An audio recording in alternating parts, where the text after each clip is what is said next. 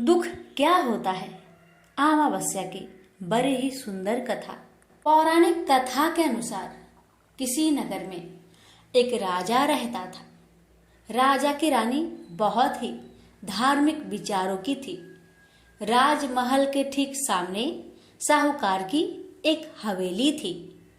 रानी और उस साहूकार की पत्नी की घनिष्ठ मित्रता थी। तभी एक दिन हवेली से साहूकार की पत्नी की रोने की आवाज आई। इस पर रानी ने उससे कारण पूछा। तब राजा ने बताया कि साहूकार का पुत्र मर गया है। रानी ऐसे दुख से वंचित थी, इसलिए वो राजा से एक बार फिर पूछी कि ये दुख क्या होता है। इस पर राजा ने बोला कि जब तुम्हारा बेटा मरेगा तब तुम्हें समझ आएगा। ऐसा सुनकर तुरंत रानी ने अपने बेटे को नीचे फेंक दिया, पर भगवान की कृपा से उसे कुछ नहीं हुआ। रानी ने फिर पूछा कि यह दुख क्या होता है।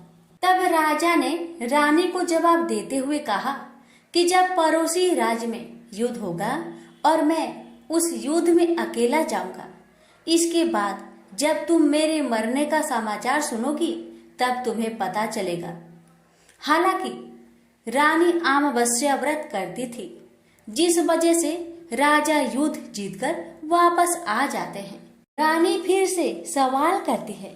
तब इसके बाद राजा ने कहा कि जब हम गंगा माँ के दर्शन को जाएंगे तब मैं वहाँ गंगा नदी में कूद जाऊंगा, फिर तुम्हें पता चलेगा कि दुख क्या होता है।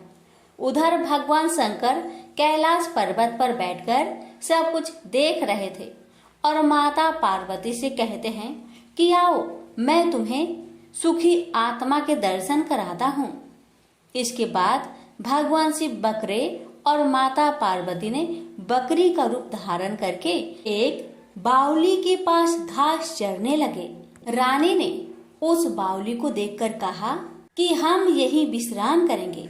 इस दौरान रानी ने महादेव और माता पार्वती की सारी बातें सुन ली, जिसमें महादेव और माता पार्वती आपस में बातें कर रहे होते हैं कि रानी ने अमावस्या का व्रत किया है, इसलिए उसे इस जन्म में कोई दुख नहीं मिलेगा। सारी बातें सुनकर रानी को सब कुछ समझ आ गया। फिर उसने राजा को सब कुछ बताया।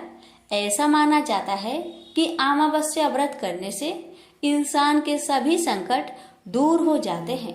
प्रेम से बोलिए अमावस्या माता की जय। हर हर महादेव। माता पार्वती की जय।